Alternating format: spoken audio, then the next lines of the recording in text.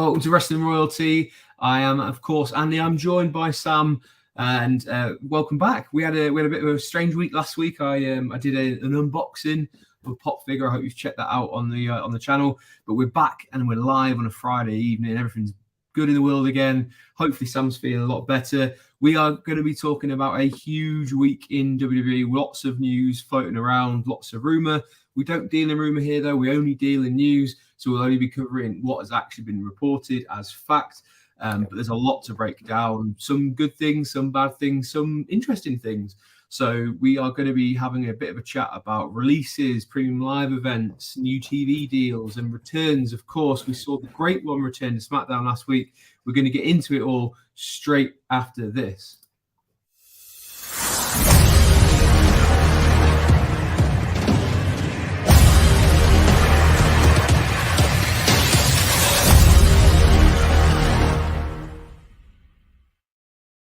So as I welcome to Wrestling Royalties, of course, Friday night, and I'm always glad to be joined by my good friend here, Sam, who was a little bit under the weather, a little bit run down last week, and he did have a bit of a snafu that he missed probably one of the most SmackDowns ever. Let's address the elephant in the room. You were shaking your head before. What's your excuse? Come on. I wasn't very well. I'm a very busy man. My main primary job as a gaming journalist is hard enough sometimes, but then for some reason I have a second job and I put myself through all of that because I enjoy it. So I was a bit burnt out, a bit not very well. I won't go into details and stuff, but yeah, so I took a night off SmackDown, which is not something I do often unless I'm away, which is usually wrestling related anyway. So I had a very rare night off from doing the Give Me a Hall Yeah SmackDown stream, and the bloody Rock comes back. Like, don't get me wrong, we work in this industry. We often know about big things like that before they're going to happen, but that wasn't confirmed. It was rumored. It was, there's several sources. We were pretty sure he was backstage and he was in the area, but the fact that he was going to come out and do that, wasn't really. So I woke up that morning and shouted an expletive very loudly when I saw the clip, and then I got excited and ran downstairs and watched it. I must admit, I did giggle a little bit because I knew, obviously being in the WhatsApp groups, that you I wasn't giggling that you weren't very well, but the next morning when I saw what happened, I was like, Sam is going to be kicking himself. Yeah, that was what he missed. I was kicking all sorts of things. We will get into The Rock. I've decided we'll talk about that at the end and what that might mean for the future, etc. Because it would be nice to finish on a sort of positive note. As I said at the top of the show, there are a lot of different things going in WWE at the moment. There's a lot of things that go on in wrestling. Like this week alone, things that we're not even going to cover. There was a big AEW show, a couple of injuries on AEW for John Moxley, for Adam Cole, some really good matches. Elsewhere, we had a big, 1,000 show for Impact as well on Thursday, last night as well. Lots of legends back in. Saw some lovely photos of everyone, like the whole roster sat on the walkway. It was really cool. Probably after the day that was going on yesterday, it was much needed as well. But of course, the big news yesterday came from WWE. In fact, I think there was a steady stream of news from WWE from pretty much the start of the US day all the way through till when we in the UK were going to bed. And we're going to go into each different one of what was discussed. But the biggest news, I guess, that will affect all kind of the news-grabbing headlines were the releases of a number of WWE talent. We won't go into all of them. We're going to try something today. We're going to try and keep this brief. We're going to have the whole stream fit into about half an hour. Make this a bit more bite-sized than we usually do and see how that goes and see if you enjoy it. Of course, let us know what you think of it, everything. Let us know what you think about the releases and all the news that have come out. What do you think of The Rock potentially being back or at least making an appearance last week? Get them in the comments. We are here for the next 25 minutes, bang on now. So get your comments in if you're watching live. Even if you're not watching live, get your comments in. I'm very responsive. I love to hear what other wrestling fans are thinking at the moment. It's what makes the WWE community or the wrestling community as a whole so interesting to be part of, is to hear the different opinions that everyone no doubt has on everything that's going on at the moment inside WWE and the bigger wrestling industry. So, as you can see by this very crudely made number of pictures, there were quite a few names added to the release list yesterday. We didn't actually get a official confirmation from WWE in terms of anything on the website or any kind of tweet or anything. It used to be that they would all kind of go on the website with an announcement, and you would know for sure. So what you kind of left scrambling is to see if anyone tweets out that they've been released, which we did see a lot of yesterday. So the full list, as we currently understand it, is here. Some names potentially bigger than others. Before I start reading them out, Sam, who off this list, 2 or 3, who are the bigger ones that you were quite shocked? Were you shocked by any, or is there justification behind it? Yeah, there was a couple I was shocked by. Dolph Ziggler, I think, is the big one. Is the one everyone goes, whoa, because he's Dolph Ziggler and he just feels like part of the furniture there. He's been underutilized for a long time, but I think a lot of people, including me, was always of the impression that he was happy with his role there. He understood that he was there to help younger, newer talent get over, as I serve as a bit of a gatekeeper. That was his job in the company. So I always thought that everything was fine with Dolph Ziggler. So for that to happen, seems a little bit short-sighted by WWE. So I can only assume he might be, as a man, might be okay with it. And to be fair, I'm actually quite. Well, there's some guys I'd love to see go to Impact, like Mustafa Ali, who I'll come to in a moment. But I actually think it would be great to see Ziggler go to AEW, because the minute he goes there, he'll be a big star. The minute he turns up there, oh my God, he's here. And his brother works there. Yeah, so he could have a bit of a program with his brother. So I'd be actually quite interested to. I'm actually quite excited, and I very much hope Tony Khan is already on the phone to him. So ringing, his brother and saying, "Dude, give me your older brother's cell number. I need to speak to him immediately." That is what I'm hoping happens. I really am, because let's be honest, a lot of times in this business, that is exactly what does happen. So, but when it comes, did he not appear on one of the Being the Elite videos as well just a few weeks ago? Dolph Ziggler. There was a kind of rumor started that maybe he'd already been released. So I don't think it's as big a shock as maybe people think it was. Yeah, what I think Dolph Ziggler needs to do is take a few weeks off, rest up, maybe do some of your comedy stuff, relax, and wait for the phone call from AEW, which may have already come by now. Everything is going to be all right for Dolph Ziggler. He's got a lot of things to fall back on. He's very respected in the industry. Look at the outpouring of love that came out on Twitter as well. Like even Downstate tweeted just one line, "Show the world," and I was like, "That's it!" Like, that's perfect. So, and let's not forget, they also do the Miz's theme tune. They also do Cody Rhodes' theme tune. They're a big wrestling band.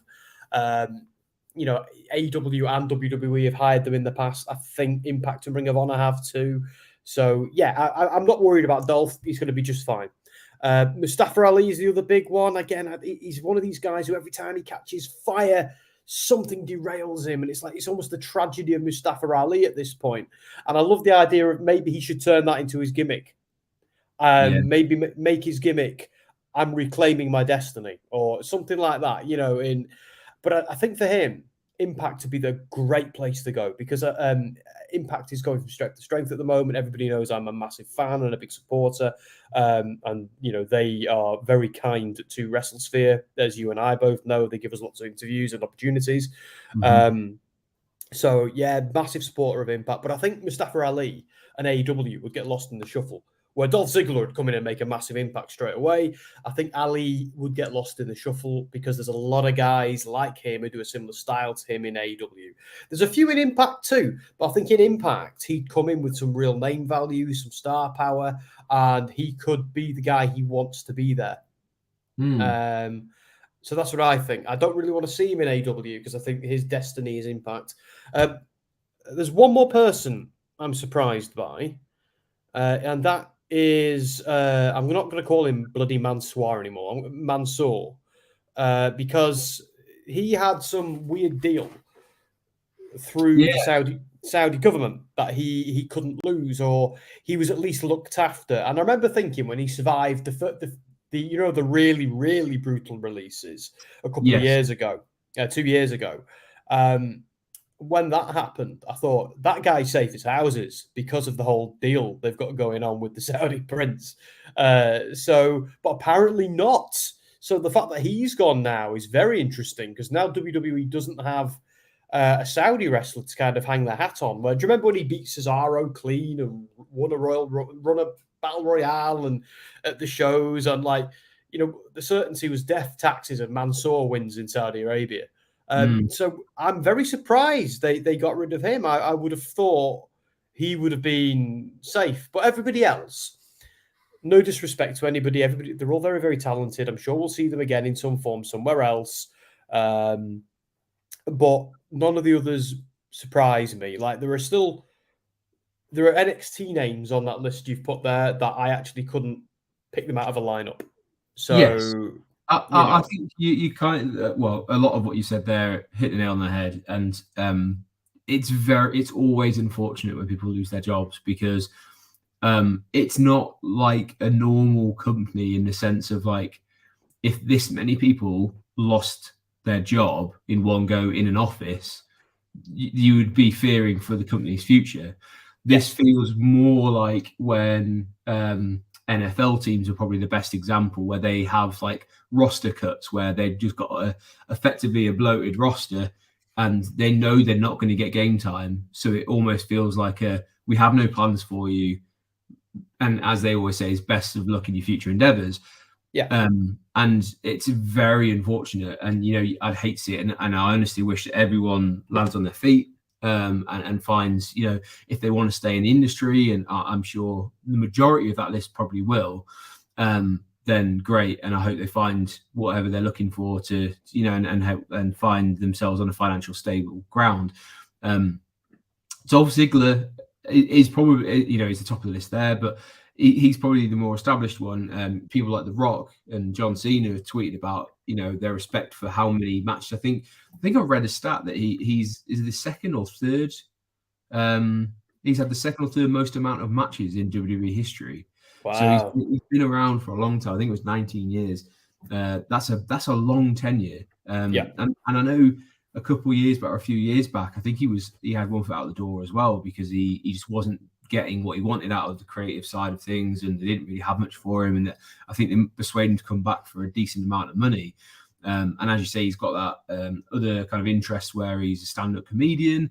He often has shows on WrestleMania weekend. So absolutely no doubt that Dolph Ziggler will be fine no matter what he does. He might not even fancy wrestling again, but he also has that an interesting option of linking up with his brother, younger brother over in AEW. And, we've already seen what a sort of family could do over on AEW with the Guns. So there's some really cool stuff that could be done with the Guns versus the Namaths. I think is their last name. Yes, that's it. Yeah, Namath. That was the word I was trying to remember it a minute ago, but yeah, that's the one. Mustafa Ali is very well publicized, and it was a big Twitter campaign which was Free Ali, wasn't it? A couple of years back when he originally wanted out of his contract. There's a lot of reporting going on again. I don't like to talk about rumors too much. It's the guy's gone, and his rumor is that his contract was up early next year, and maybe that's why it was some of the noise he made and he was going to be out. But speculation completely. I think Mustafa Ali will be absolutely fine. Shelton Benjamin, again, not the first time, unfortunately, he's been released, found his way back to the company. Very steady pair of hands. Did really well in the independent scene last time he was there. But you look at the ones like Riddick Moss and Emma. Obviously, they're a real life couple. So it'll be interesting to see what those guys do in the future. Whether they kind of move together around. And Riddick Moss, a big guy.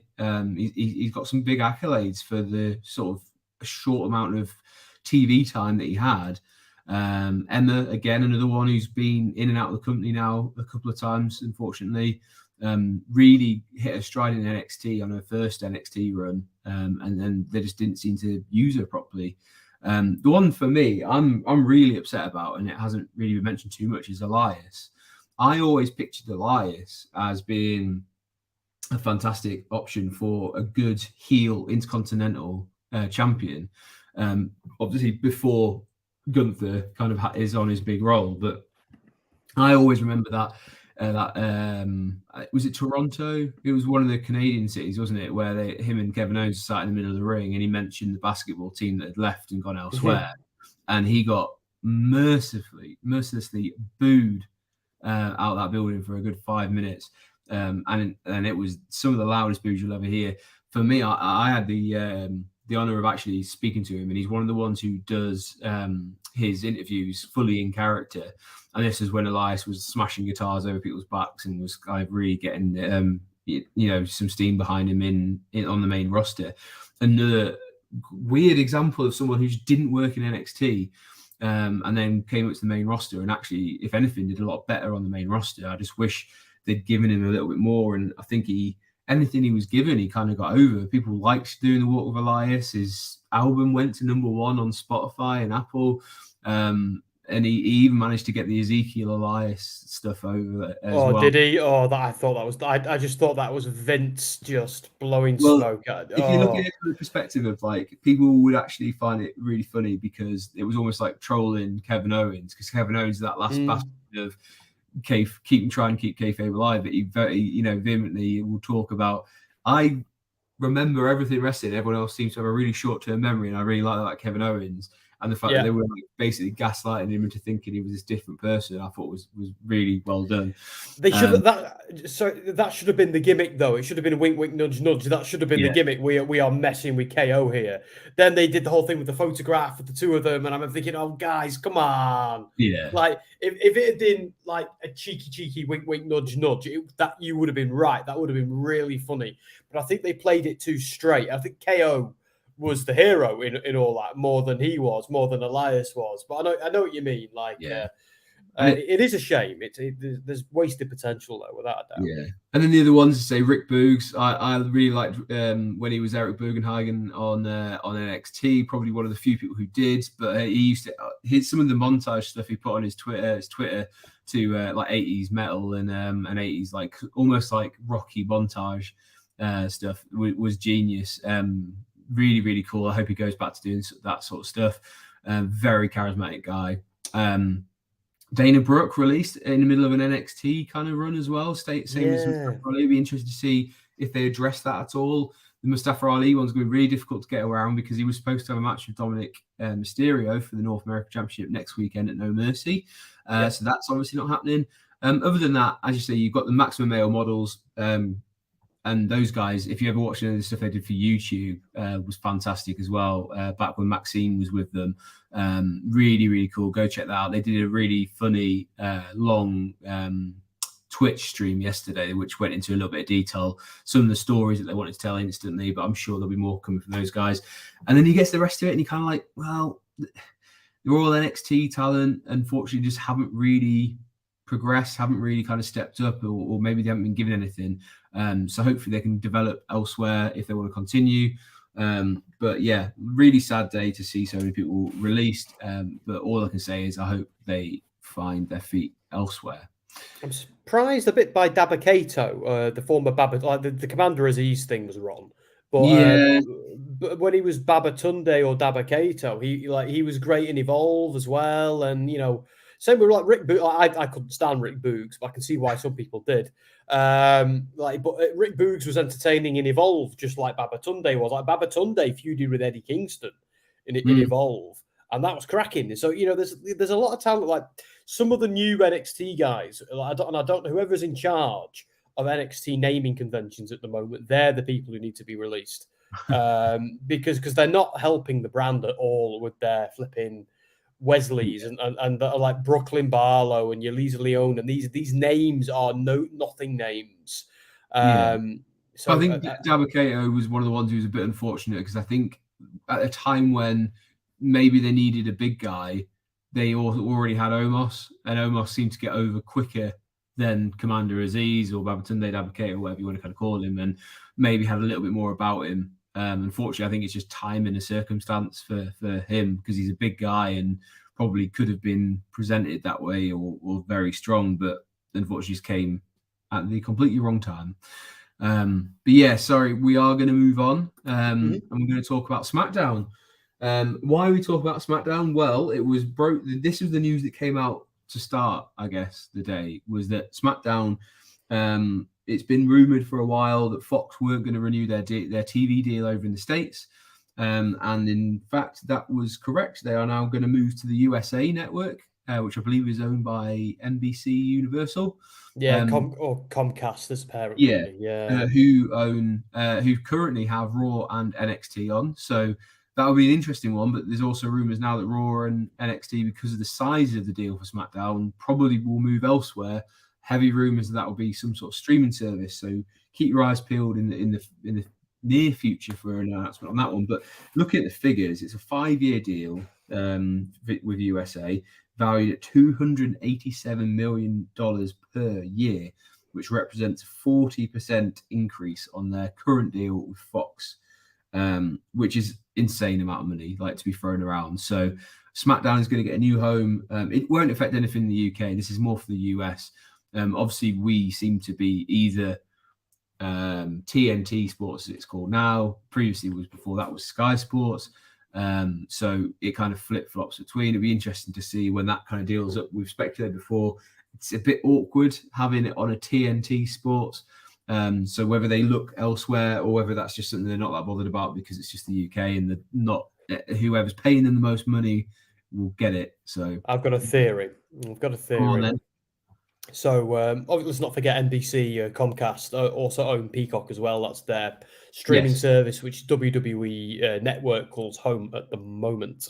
But I think this is a long-term thing. I don't think this is short-term, but I think the Endeavour buyout will ultimately, maybe not soon, maybe not for the next few years, but will ultimately change everything. Endeavour, I'm of the view, will one day want to create a TKO app or some kind of TKO streaming service around, because they've already got they've had a UFC app that's kind of been back and forth between ESPN and other things, which is affiliated. I think is affiliated with Disney. So, but it wouldn't surprise me now that Endeavour is the parent company of TKO, which is the parent company of WWE and UFC. Wouldn't surprise me if TKO becomes some kind of streaming service and they look to make more acquisitions, perhaps. Because with TKO now having WWE, they've also got Evolve. They've also got lots of other things. They've also got some other wrestling brands that they could demerge from WWE and do things with. Now they may not, they may, but massive venture capitalists like Endeavour, and I don't mean that in a disrespectful way, I just mean that in a factual way. Venture capitalists like them they haven't made these acquisitions to do nothing with them and not make more. This is a long-term plan. So it wouldn't surprise me if all of this stuff ends up on a streaming service eventually. However, TV deals have always been lucrative, particularly for WWE. The question is, are Endeavour going to use Vince's, because that's why Vince is still around. Are they going to use Vince's connections to get some more lucrative TV deals, or have they got something bigger in the pipeline? Because I think ultimately they're not going to want to be anywhere near Warner Media, Warner Discovery Media, where AEW also is, because they're a massive competitor to them. And secondly, so are Comcast. So I think they'll want WWE content off Peacock at some point. Maybe not anytime soon. This is all long-term booking, as it were.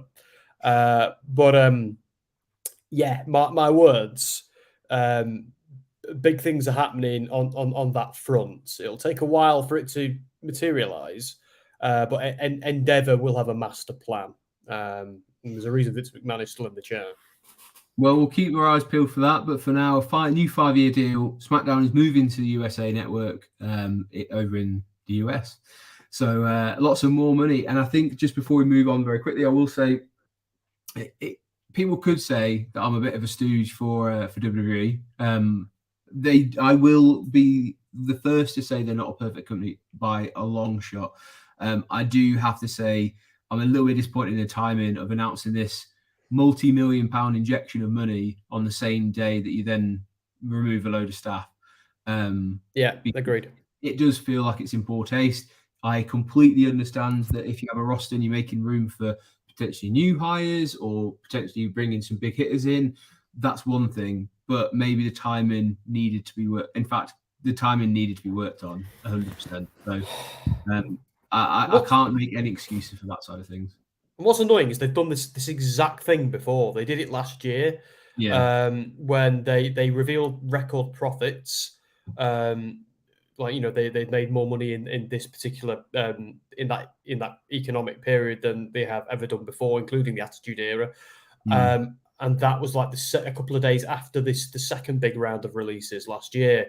So it's like they always do these things within the same period of time, and it's like, guys, read the room, learn. Yeah. For the love of God, learn. And Yeah. that's what's annoying about them. They don't. And Just a same with PR. AEW. That's all it is, just an exercise in PR. It's just like find your moments where when do you bury this kind of news? I mean, it's never gonna get buried because it's such a passionate fan base that you're gonna find out things like releases very quickly. And but yeah, as I say, we'll move on. But for me, poor taste in terms of timing. I get the potential reasons behind it. It doesn't make it any more palatable. Work on that in the future would be my advice. From a humble person in the UK. Right, we'll move on to some more news, which is very exciting for some of the WWE universe over in Australia. The news broke yesterday. Again, I told you it was a big day for news over in the in WWE. Elimination Chamber next February is moving across to Perth. Obviously, this year we had Elimination Chamber up in Canada. So they seem to be making this a sort of international event. So it's going across to Perth. Really great news for Australian fans who recently had an Impact tour over in Australia as well, which is cool. So wrestling fans are getting a bit more than they've ever got, which is great. This is why when people get very tribal, it's very difficult to get my head into why people do that, because the more popular wrestling becomes, the more opportunities there are for all wrestling fans. We've seen it in the UK. We've had Money in the Bank, and then a month later we had the biggest wrestling show we've had in years. Whatever the figures are, it doesn't matter. They did a lot of ticket sales for Wembley over in AEW. We're also then getting another tour with Impact at the end of October. So that's all three of the sort of major companies that you would say in wrestling. And I think New Japan are coming across and doing a Royal Quest or something as well, aren't they? Very soon. Oh, yeah. October, yes, I believe. Yeah, so there we go. Internationally, it's great. So fantastic news for the Australian WWE universe. They're going to see it. Be really cool to have some of their homegrown stars like Rhea Ripley go back across as champions. There's plenty of Australians that are on there. So yeah, I'd love to see them involved in the Elimination Chamber. So Bronson Reed, etc. I'm sure they'll be involved. Very quickly, thoughts on Elimination Chamber moving across to Australia?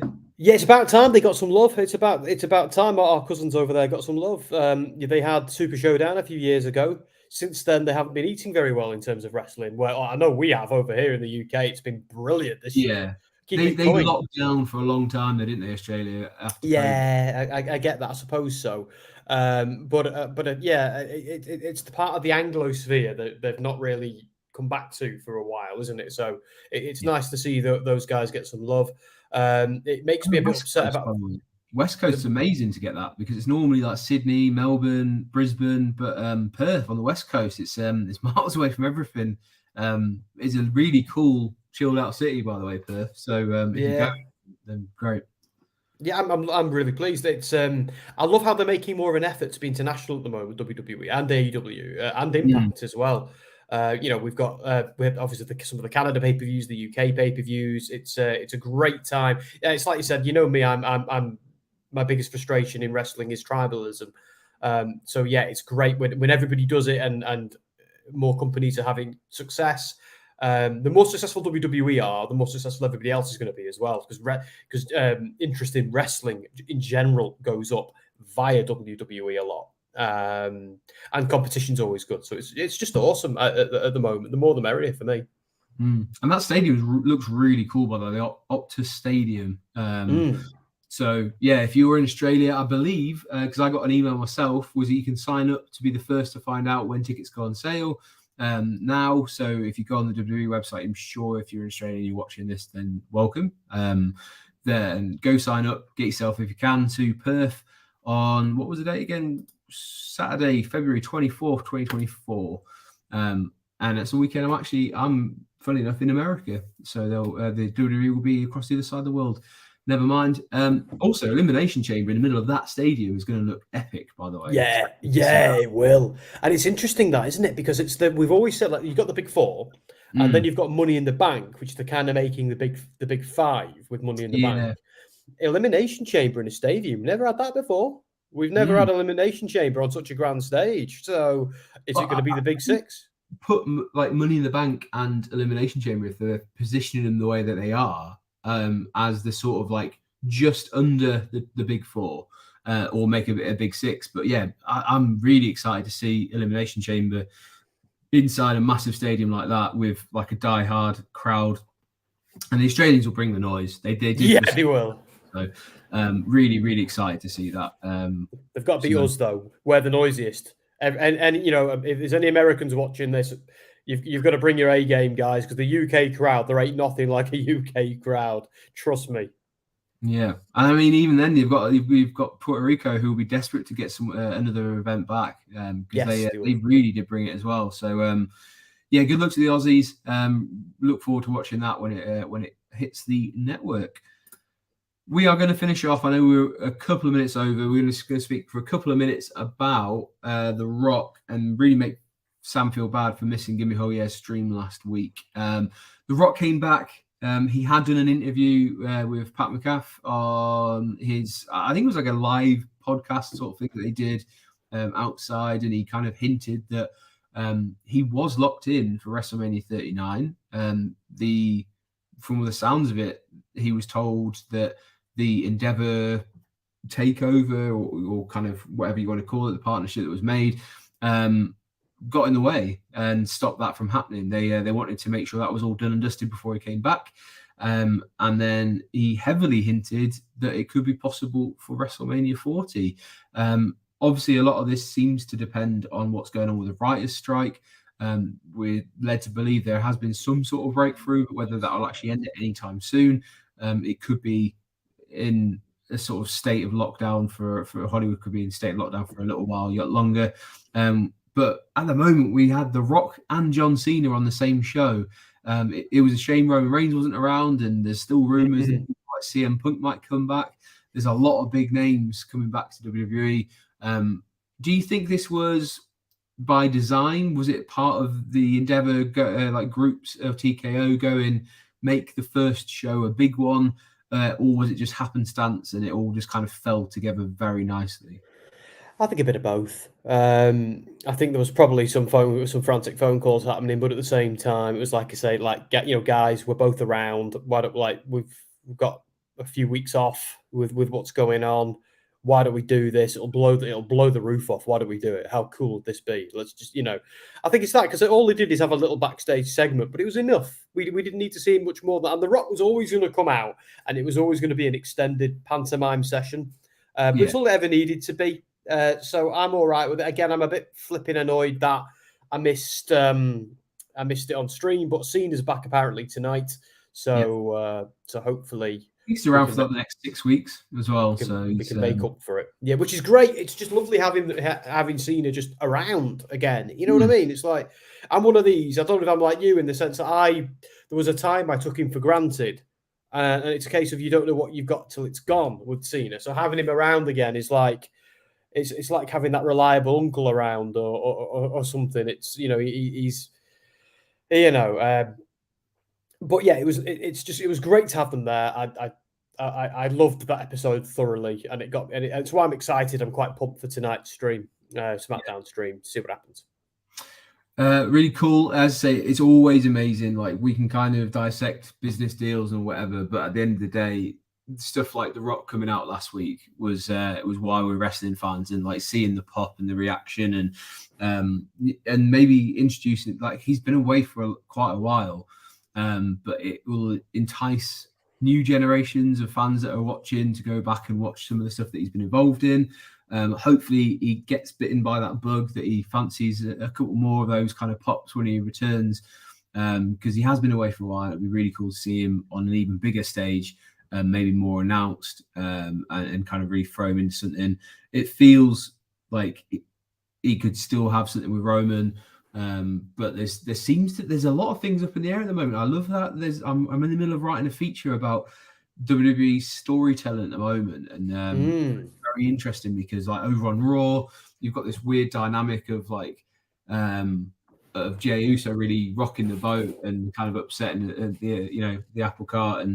And what's really cool was like Drew McIntyre, who's a good guy, but like still can't find himself to forgive him. But then you've got the real like White Knight in Cody Rhodes, and it's very like old school storytelling, and there's a lot of like nuance to it as well, and I really enjoy that. And then over on SmackDown, you've got the likes of John Cena, who I thought they might kind of push him against people like Grayson Waller, and he's been involved with him a little bit. But then you've got this weird kind of dynamic that's going on with AJ Styles, with Jimmy Uso, and Austin Theory, of course, is always sort of buzzing around. So it's interesting how they're using him. I honestly thought he would just have a string of matches, but it doesn't seem to have gone that way. So let's see what happens tonight. Really cool. But if you just to finish this off, we know John Cena is around for the next few weeks at least. What are you hoping for over the next few weeks to see from Juan Cena? I was going to agree with you in I like at the moment how WWE storylines are. There's a bunch of them are connected. It's not just that guy's feuding with that guy and that guy's feuding with that guy. There's a lot of kind of overlap between different feuds and storylines, which like the Judgment Day and the Bloodline and things like that. The Judgment Day are kind of becoming the new Bloodline. There's sometimes it's hard to know who's the good guy and who's the bad guy. It's good storytelling at the moment. I'm really into it. And I love it when they also honor the past and they acknowledge like McIntyre still being sore about Clash at the Castle, even though that was over a year ago now. Brilliant. He should be. Yeah. So, but with Cena, I think he's got to do something in my mind that really benefits Cody Rhodes. I think Cody Rhodes ultimately, maybe like the Usos perhaps, but I reckon this is where that's got to go. I think Cody needs to be. They need to position Hero to Cody to be the next hero, the next John Cena. I think that's where they're going. Cody can be that. He should be that. Like Roman Reigns, we eventually realized Roman Reigns was better as a heel. Like, they'll turn him face again one day, and he'll be a big star again one day. But I think Roman's role is what he's done, this bloodline thing, where I think Cody is the new Hogan, the new Rock, the new Stone Cold, the new Cena, and they need to realize that now. But if that's going to come to fruition, people like The Rock and Cena need to be guys who help push that along. And I think Cena these days, that's what he's here to do. He's here to help the business and help other talent. And there's a lot of similarities and differences to Cody and John Cena. And they've already teased this before with the two of them embracing and doing all of that. I actually think if Cena ever has a retirement match, goes out on a Shield, it should be to Cody. And we should see John almost do this old man Cena thing that he does so well at the moment. And get almost insecure about his career and not necessarily turn heel, but play the heel in that story to allow Cody to emerge. A little bit like he did with The Undertaker at Mania. Like Cena was somebody we wanted to see silenced by The Undertaker during that particular feud. So when Taker came out and squashed him, we cheered. That was the closest John Cena's ever come to being a heel. Some people did. Most people did, to be fair. That was what WWE wanted us to do. And he was being a loudmouth. Kane got cheered when he flattened him a few weeks before. And I think they need to kind of do something like that again with Cena. Make it just insecurity on his part. After the match is over, Cena then comes to peace with it. And he's like, you know what? You're the man now, mate. You're the man now. And that's what I've learned. That's what I think they need to do. Yeah, well, we'll see. The seeds could be sowed, I guess. They seem to be heading in the way of John Cena versus Solo Sikoa, which could happen, I guess, at the next Premium Live event, and maybe a beatdown and Cody makes a save, etc. And they see the so I can't even talk now. The seeds have been sown for that in the future. But as I said, we are going to keep it brief tonight. We're going to wrap it up now, but I'm going to try and do this. I'm not going to sing, but I'm going to try and lead you into something here, Sam. Oh God! I believe you have an interview you would like to plug. I believe in Joe Hendry. Yeah, I made a really bad faux pas in it as well, which we're not going to cover here, and it is being edited out as well. But because I've been such a busy guy, I'll tell you a little bit. Because I've been so busy recently. I hadn't watched Victory Road yet. They're one of their monthly live events, and something massive, a big title change happened on that event. And even though I do my due diligence because I'm a pro before every interview, all the resources I checked, I didn't see that there. Maybe I should have looked harder. But all my usual resources, because I focused on Joe more than this title he didn't hold, but someone he was feuding with did hold. And that person he was feuding with, Kenny King, lost it to somebody else, somebody big. And I didn't see it on social media, didn't see it anywhere. Every other bugger did. But anyway, I commented on that and then realised I was 24 hours behind with my Impact coverage, my Impact viewing. But anyway, but yeah, I interviewed Joe Hendry earlier this week. Lovely guy, gentleman. So he's so high on Impact Wrestling at the moment, and he was very passionate about it and where it's going, and that gets me excited and makes me passionate about where it's going. So talks about the UK tour primarily, and his own creativity and where it comes from. And he did something else interesting. Is he's yet another Impact wrestler I've spoken to who talked about Eric Young behind the scenes and what Eric Young does as a creative. And there might be a bigger story to tell here. And I've spoken to Eric Young before, but I'm determined now to speak to him again. But yeah, check it out on WrestleSphere. Our latest interview is with Joe Hendry. There's more coming. I've got a press event to go to for Impact Wrestling next month. I'll be bringing my beautiful wife as my glamorous assistant. Again, don't know when it is yet, but that'll be funny. But yeah, check us out there, and I might have to apologise to Joe Hendry in person if I see him there and say I'm so sorry. But anyway, he was a gentleman about it. And also, second plug, give me a hold. Yeah, going live tonight for SmackDown. We're back, business as usual as well from tonight and Monday next week. Yeah, let's have it. Very, very nice. But yes, go join Sam for his triumphant return to Gimme a Hole, where no doubt it will be one of the most boring episodes of SmackDown ever, but Sam will do his best. Flipping fuming. Sam will do his best, no matter what the quality of the content is. He will be there to steer you through it, and I'm sure have some laughs. And the same with Dan on Monday Night Raw as well when he returns. So thank you very much for joining me. For me, I was about to go without plugging anything. Make sure you hit that subscribe button. Make sure you hit the like button. It really helps me out. We are edging ever so slightly towards 100 subscribers. It'll be a big party, I guess. When I hit 100 subscribers, I might give away something.